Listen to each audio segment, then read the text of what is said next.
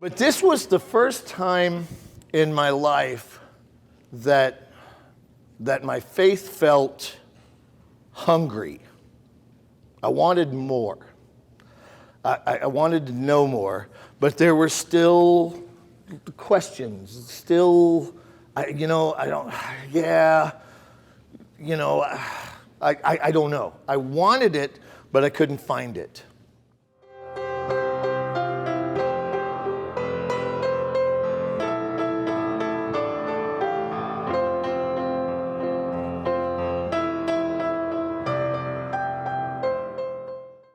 Well, thank everybody for coming.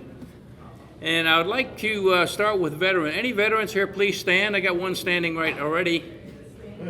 Any veterans here? Thank you. So I want to talk to you about future speakers. Next month, we have Kristen Morse of Manna Bakery here. She's got a great story to tell. And then in October, for the Pastor's Appreciation Luncheon, Judge Lincoln Goodwin will be here. He's been here before, and he's a great speaker, and everybody enjoys having him here. And then in December, the Concordia Chancel Choir will be here, and they are awesome every year. They go around the country and win all these awards, and they'll be up here doing it again. And in January, where's our mayor?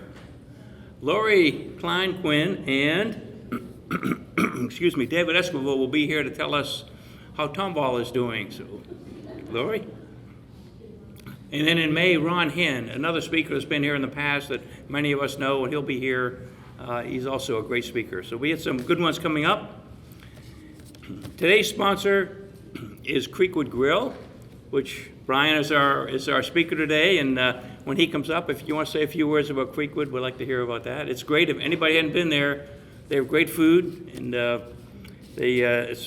location is on Telge Road where the old POs used to be, and they've done a great job with it. Okay, so I'd like to introduce Brian to you. Brian's a good friend. We've been friends a long time. He's a native Houstonian and proud 7th generation Texan, which is pretty cool.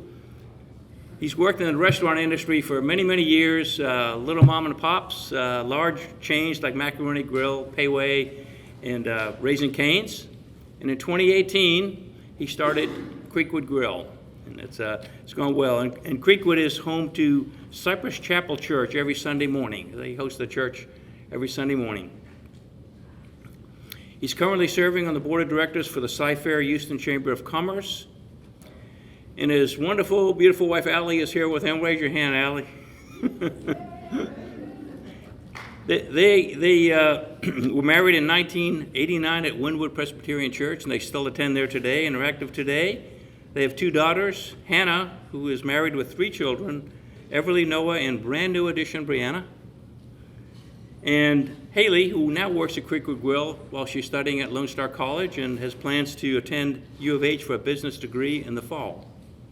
And so it's my pleasure to give you Brian Sandel.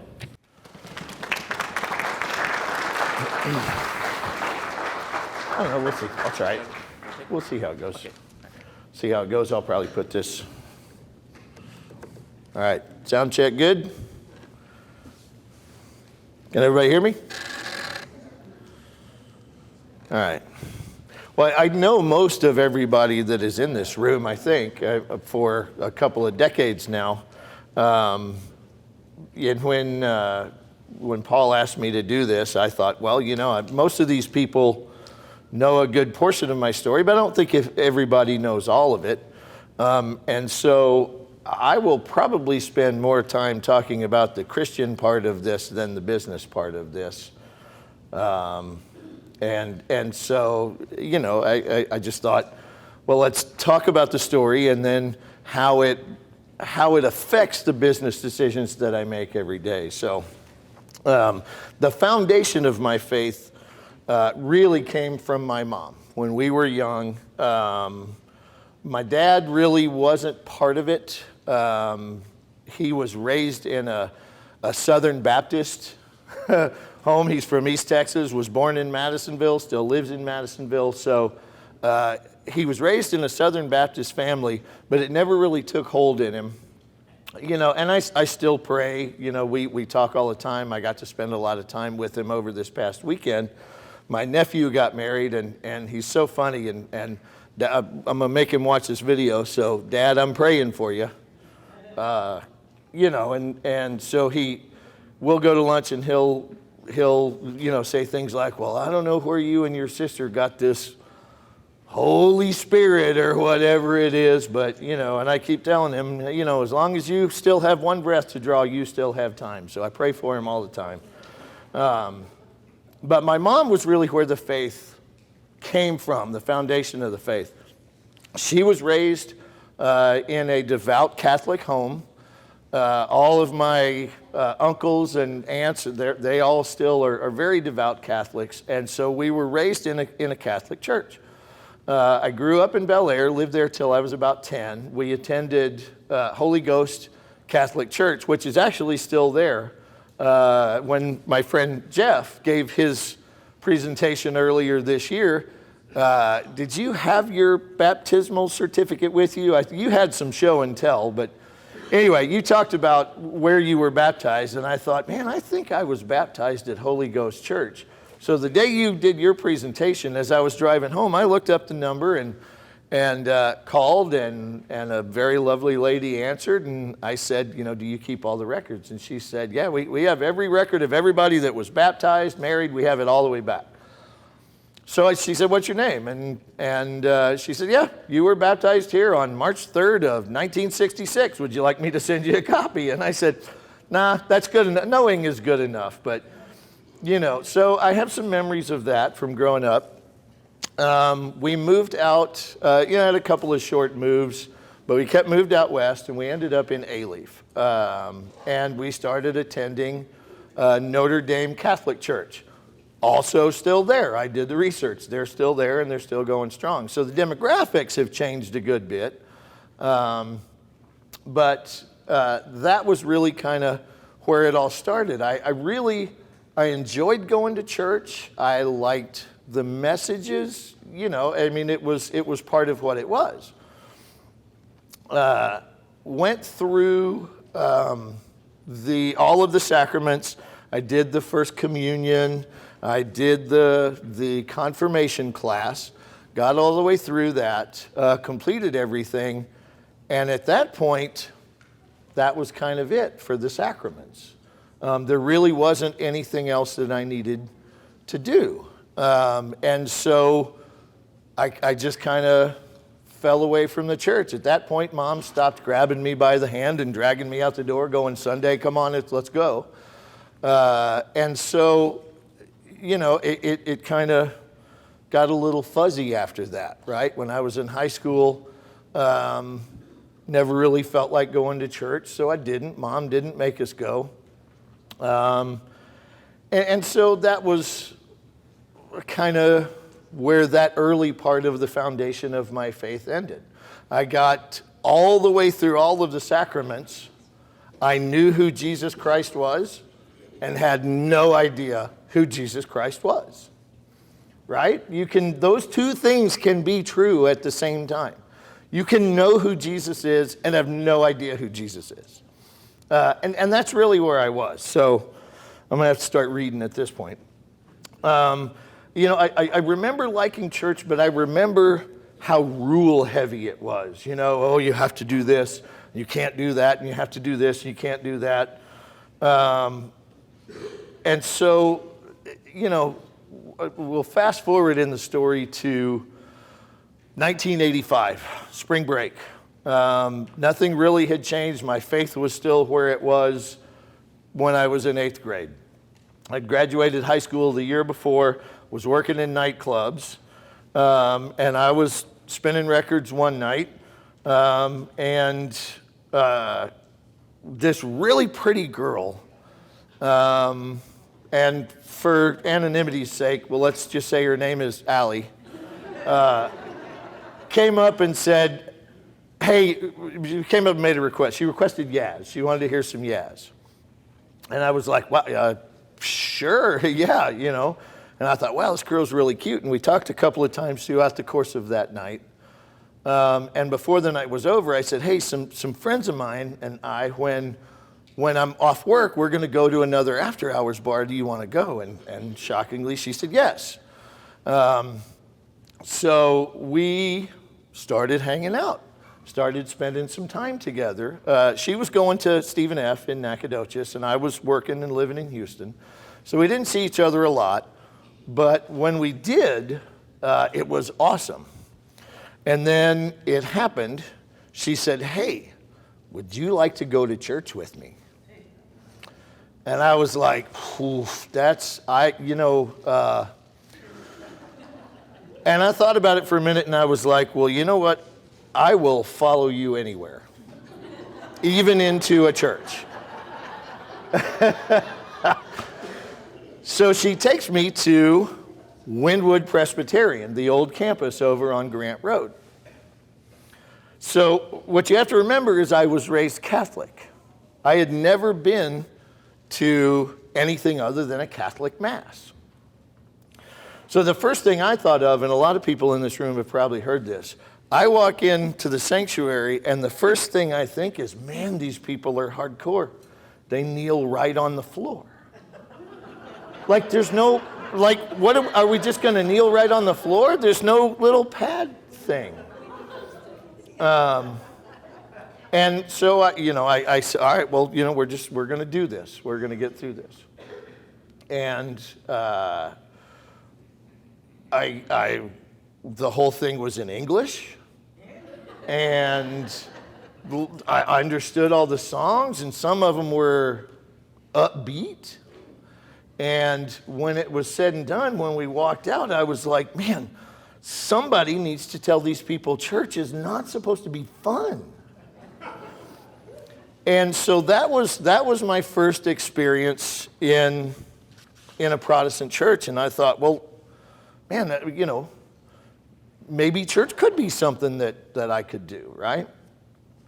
So anyway, we dated for almost a year. And then the pretty girl decided she wanted to go do something else, and so she broke up with me. Thank you. I know, it was terrible. So she did her thing for a couple of years. I did my thing for a couple of years. She graduated college, got a job. I didn't graduate college. And had a couple of jobs, did some traveling, actually spent a little bit of time in Daytona Beach, and the seed of the faith was always there. I was still a two-timer, right? Christmas and Easter. I actually got up while I was in Daytona Beach and went to a sunrise Easter service that was on the beach that was really cool. Still really didn't understand what Christianity was about, but the seed was always there. So a couple years later, she graduates college, and as fate, luck, I don't know what you'd call it, but we ended up running into each other again. Kind of picked back up where we left off, and things actually started getting pretty serious. So in 1989, I asked her if she'd married me, and shockingly, she said yes. So we get married in 1989. After we got married, we were living in town, kind of in Midtown Montrose. We would drive out to Wynwood occasionally, but nothing that you would call regular. We moved a little farther out, moved out to Southwest Houston and then to A-Leaf. And, again, we'd come out, we'd visit her folks. And we'd, go to church periodically, but not anything that was with any regularity. So after this, we decided, well, let me back up a little bit. We, at the time, were traveling to Austin quite a bit. My sister was living there with her husband. Allie's brother lived there. And so we were driving up there constantly. And one night we were sitting on the couch, and I just looked at her totally out of context, which I do to her all the time, and said, hey, why don't we just move there? Fortunately, this time she knew where I was in the conversation in my head and said, yeah, why not? So we moved up to Austin, and just it started a kind of a new chapter in life. Rented a couple of apartments, and then we were able to buy a house about a year after we were up there. So we bought a house in South Austin. And then in 1998, God blessed us with our first daughter. You heard about her, Paul told you a little bit about her. So we were blessed with our first daughter. At this point, we hadn't really found a church home because we weren't really looking for a church home. So again, Catholic, we have to get this child baptized right away. So we called back home to Wynwood. At this point, they've moved to the new campus, I think. No, 98, we hadn't moved to the new campus. So Hannah, my oldest daughter, was baptized in the old building that's over on Grant Road. We came back, and Kevin did his thing where he walks out and walks back and forth. And, I mean, we've all seen it. And so Hannah was baptized by Kevin at Wynwood. So as you can see, the ties to Wynwood go all the way back to almost the very beginning. So at that point, once we realized, okay, look, we need to find a church home, right? We need to find a church here that we can go to. And so, again, Allie's faith has always, for the early years, she always had a faith that just was so much more solid than mine. I was always envious of it because whether we attended church regularly or not, like she believed, like she knew who she belonged to, right? And I always was envious of that. So I said, I tell you what, you go find a church you like, and I promise you that'll work for me, right? If you're happy at that church, then I'll make sure that I'm happy at that church as well. So she went to several, churches locally, and really it didn't take long. It was probably, the second or third church? She went to Shepherd of the Hills Presbyterian in South Austin, which I believe is an eco church now, I think. And Reverend Larry Coulter was the pastor there. And she goes, okay, I found one I like. I want you to come with. So we went. I met Larry, very engaging pastor, and I had heard, at the time, I'd heard a bunch of Kevin's sermons, but I was still a new, green Christian, and so I love Kevin's sermons because I love history, and he would always put his history lesson in. And he would always contextualize the scripture, right? Like Kevin has all these sayings, one of which is context is king. And so I loved that. But so frequently, once we got past the history and the context and the scripture, the rest of it would kind of go over my head. Kevin has a big brain. And sometimes I would go, okay, I think I know what that means, but I'm not sure what that means for me. When we started going to Shepherd of the Hills, Larry Coulter was the first guy that I felt like was trying to teach me more than preach at me. And so I started going, I want to go. I want to do this. I want to be a part of this. I want to learn. Again, envious of that solidity of the belief of her faith. And I had wanted that. So Larry ended up baptizing Haley when she was born. Little side stories. Again, some of you may have heard this.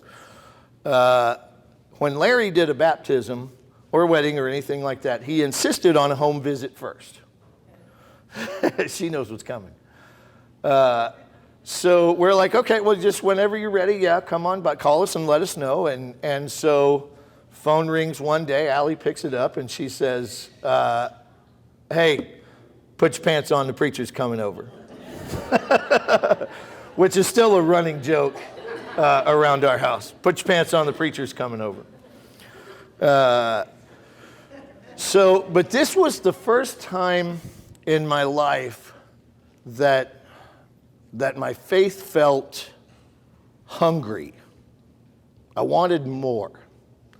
I wanted to know more, but there were still questions. Still, I don't know. I wanted it, but I couldn't find it. But I knew there was something more out there. So around 2002, 2003, my sister had moved back home. Allie's brother has moved to New York at this point, and now we don't have any more family there. All of our family's still in Houston. We've got 2 kids. We're outgrowing the house. It's Austin, so we can't afford to buy a bigger house. I don't even want to tell you what that cracker box that we were in just sold for last year. So we decided we were going to move back to Houston. So we did. We picked everything up. We moved back to Houston, moved over to Spring, and started attending Wynwood regularly. And, when I was growing up, I never saw my dad in church. I didn't want my daughters to be able to say that. Whether I was devout and 100% and all in or not, I wanted them to see their dad go to church. So we did. Now, for a long, long time, I sat in the back, arms folded, going, oh, it's a lovely metaphor. Oh, what a nice story. Oh, well, this is a really good way to live your life, And a funny thing happens. I told you I was wanting more. I was hungry for more. And at the time, Wynwood did an alpha class. There's a Nicky Gumbel, I think, is the guy that does the alpha class. And it's billed as, well, you want to be a Christian, but you have questions. Come take this class. And I went, I'm in. So that was where we met John Duhan, started meeting a lot of these folks in this class that, I kind of felt like, maybe they still have these questions. We would sing before, do a little praise and worship, a little prayer before the video. It was still very foreign to me. But again, I had that hunger, and there was a couple in this class. I don't remember their names. I wish it did. He was, well, I will say, he was a little bit of an older guy, probably then the age that I am now. It's weird being the same age as old people. But he told this story one night in a small group, in a breakout that we did after the video. His office was down in Greenway Plaza. He had gone down to a little nearby barber shop to get a haircut.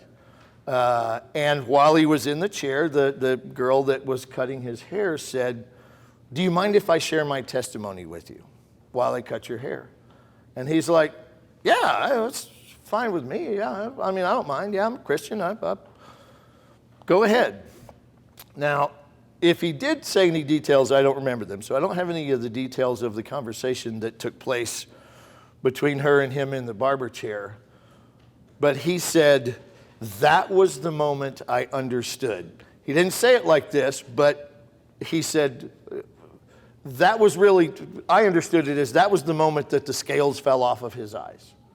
And he knew what faith was, and he understood. He goes, the skies opened up, and all of a sudden I understood it all, and I was like, where is this barbershop? Are they open right now? Because I need that haircut. It was before this happened. I need that haircut. And so it was the moment that I was looking for that I couldn't find. Now, in the meantime, I'm meeting guys like Brent Blake, Paul Marshall, all of these guys that are just the heart of Wynwood Presbyterian, right? Getting to know them and going, God, I want that.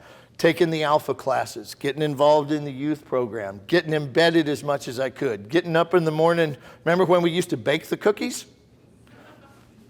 getting up at 6 o'clock in the morning to go bake cookies after being at work until 2 o'clock in the morning the night before and being able to pop right out of bed. I couldn't get up to be at work on time. But boy, if it was Sunday morning, I could wake up and get there.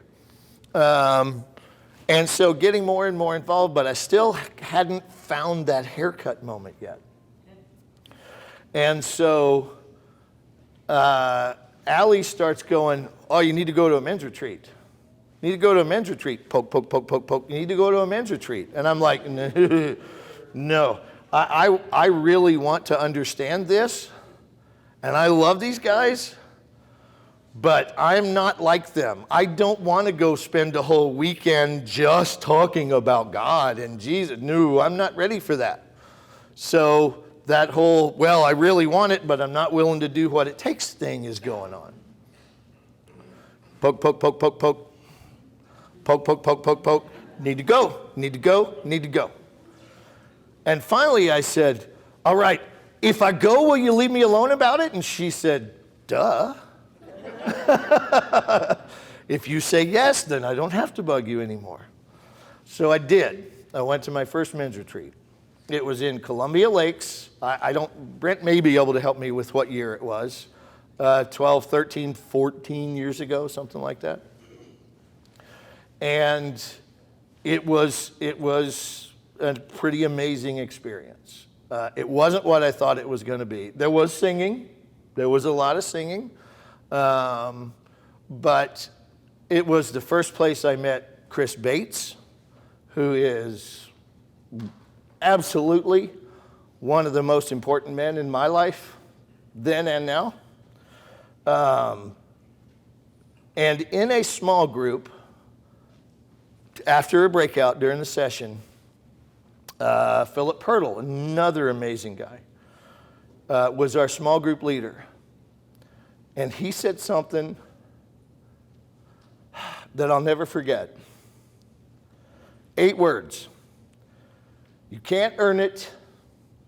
You don't deserve it. 8 words. Those 8 words changed my life. If you've ever driven a boat, there's a phrase called breaking the plane. When you first push the throttle down, the boat is up like this and it's pushing a whole bunch of water and it's got a lot of resistance. And the harder you push, the more effort it takes. But it slowly climbs up on top of that water. And when that boat fully gets up on that water and just that last foot of the hull is in the water, you break the plane and it flies. That was the day my faith broke the plane. And so I finally was like, oh man, I get it. I get it now. Like that was my haircut moment. We don't deserve it. We can't earn it. All we can do is accept it. And when I finally understood grace, that was when I knew who Jesus was, and I knew who Jesus was.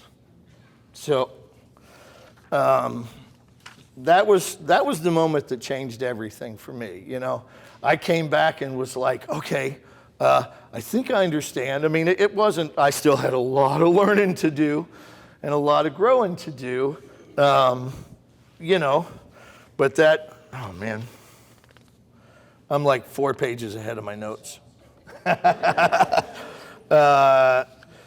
So, you know, now we're involved in the youth group. I feel like it's okay for me to start teaching these kids because I don't have all of this self-doubt. You know, I'm learning things. I'm learning who God is, you know, and I'll say it over and over and over because there are 8 words that changed my life. You can't earn it. You don't deserve it. I spent the entire early years of my childhood as a Catholic trying to earn it. And the difference was when I realized you can't, that's when you know, right? All you can do is accept God's grace. And once you realize that, oh man. So now it's, I want to go to Bible studies. And, you know, when we had first moved back from Houston, back to Houston from Austin, you know, it'd be Sunday morning and Allie would be like, oh, you know, we were up pretty late and I don't think I want to go to church. And I'd roll over on the other side of the bed and go, yes, I can sleep in. After that, she would go, I really don't feel like getting the kids up and going to church. And I'd be like, all right, well, I'll be back at about 11:30. I'm going. Because I knew who I was then, you know, I knew who I was. So that's kind of the story of what shaped my faith, of kind of how I became the man I am now. I still, all of the men in this room, I still look up to all you guys, you know, because y'all were the ones that were my role models. And if I haven't thanked you, thank you. Like, this is a good opportunity for me to do that. So on to the business portion, right? So we live in a part of the world where we don't really have to sacrifice a lot for our faith, right? Certainly not as much as they did in the early days of Christianity, and certainly not as much as many people that are on the face of the planet today face. So for us, it's not challenging to be a Christian here. We live in a very red part of a blue city, but in a very red state, right? We live in a part of the world where the superintendent of the school district opens meetings with prayers in Jesus' name. That's an awesome thing. But, you know, so because we're not challenged, because we don't have to sacrifice a bunch of things, then we need to respond accordingly. We need to do the things that we have the ability to do. So I'm going to tell one story that it's an example of how we think we know what we're doing, and God goes, that's cute. Step aside. Watch what I can do, right? So the folks from Wynwood will remember this. I'm not going to use any names, but it was in the news, and so I feel like it's okay to tell this story. It was a family at our church, very deeply involved in the church. Bible studies, kids in the youth group. They were everywhere. We were a very deeply embedded family. Was going through... you know, even as embedded in the church as we can get, we can still fail. And their marriage didn't last. You know, the church did our best to wrap our arms around them, around the husband, around the wife, loved on the kids, but there was a fairly contentious custody battle going on after this divorce. Contentious enough that one day the husband made the decision to go over to her house, shut off the power, and shoot her multiple times while she's in bed. There is not a word in English anyway that describes the emotion that hits you when you hear that. There's not. That word does not exist. But when you recover from that, you think, okay, I have to act. I've got to do something. I have to do something. We get so much support at Creekwood from Wynwood that I joke about, you know, the restaurant should pledge. It should. Like, we do, you know. And so I thought, oh, we get so much support. I'm going to write a check. I'm going to write a check for $1,000. Hey, Meredith, where's the GoFundMe? I need to write a check right now. And then the business part of my brain said, well, hang on, wait a minute, wait. Maybe you can take that $1,000 and do something that has a bigger impact than just $1,000 going into the GoFundMe account. So I said, hey, Meredith, what if we did a fundraiser night? Maybe other people could donate? What if I spent $1,000 on a bunch of hamburgers and hot dogs, and we sold tickets, and we did an auction item? And she goes, I think that's a really cool idea. So she runs with it. Now she's mobilizing. We called Todd Hibbets. Within 15 minutes, Todd Hibbets had 30 people that said, I'll come on stage and I'll play all night. Now, context is king. So this was on the tail end of COVID, or kind of the beginning of the exit from COVID. As a church family, we hadn't been able to gather outside of Sunday mornings when we couldn't be within arm's reach of each other still at this point in a year and a half. Like, it had been a long time since we'd been able to get together. So, I have this idea. I make one phone call, and this thing just takes off. So I think, oh, this is awesome. We're going to raise so much money, and we're going to do this, and again, businessman, I'm thinking, oh, money, we're going to help, and money, and financial resources, and this is going to be, and that's where my brain is the whole time. So the night of the event comes. It was fantastic. There's music. It's the first time that we've been able to get together with our church family in a fellowship setting in a year and a half. It'd been 18 months since we'd been able to get together. We weren't sure if she was going to attend. At the last minute, she decided she wanted to. Awesome. She comes in, she's in a wheelchair because multiple surgeries on her leg. And she says, I just want to sit at the back. I just want to be here. Well, a little bit of time goes, and she goes, hey, I kind of want to move a little closer to the front. Okay, sweet, Before the night was over, she was at the first table, center stage, with her whole church family around her, loving on her. And that's when I went, this was never about money. This was never about money. This was about love.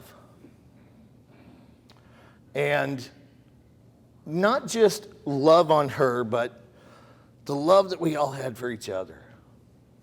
And as I was up on the balcony kind of looking at the whole thing going, just soaking it in, that was, you hear people say, well, I've never audibly heard the voice of God, but I might as well have in that moment. Well, I've never felt the touch of God, but I'm pretty sure he thumped me on the shoulder and said, you see what I can do if you'll just get out of my way? And it was truly amazing. And that's what it's like to be a Christian in the business world. You take the assets that you're made steward of, and you do everything you can for it. I love the fact that we have a church that meets at the restaurant. It's a great partnership. Pastor Stephen is one of my closest friends now. For a time, when we first bought the building, there was talk of maybe taking out the stage. And that would have displaced the church, and they'd have had to go find another place. I am so glad that we made the decision not to do that. Stephen is a naval pastor. He's in the Naval Reserve. He's been deployed a couple of times. He came back with a 14-foot, if you've been to the restaurant and you've seen that white church pennant with the blue cross on it, that flew over the USS Michael Murphy destroyer during a burial at sea. He gave me that.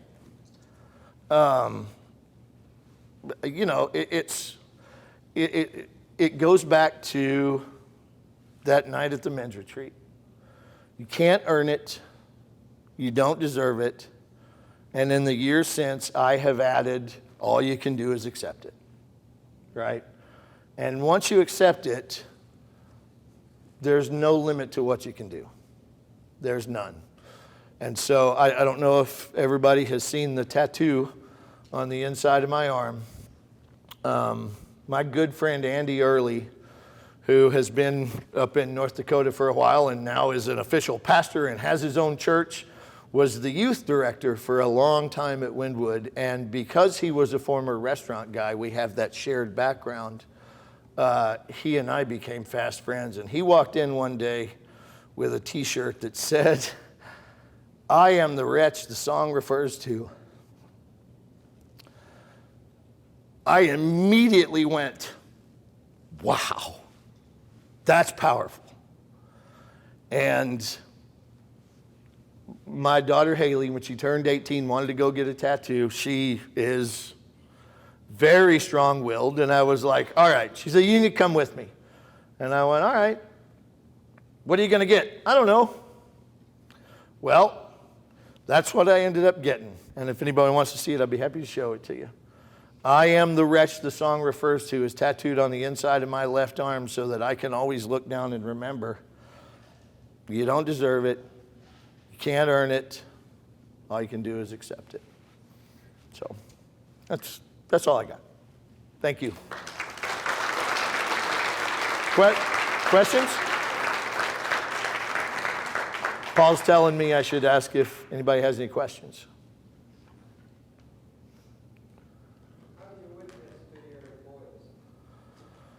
It's touchy. You can ask a few questions first before you really start being outward with it. But they know where I stand. And I've had some conversations with them and, said, do you mind if I share my faith or ask you a couple of questions about yours? So you kind of have to be careful opening the door, but once the door is open, gloves are off.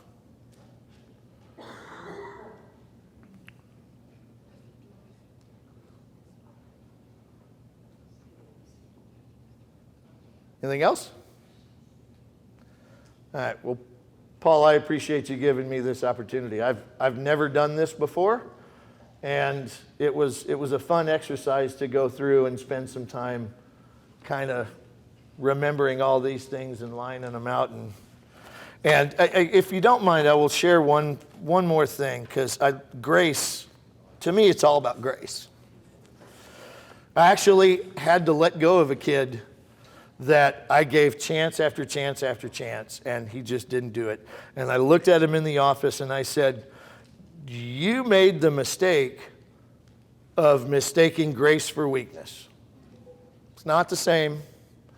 But I heard one time, I think I heard this because I'm not smart enough to have come up with this on my own. So I'm sure I heard this somewhere.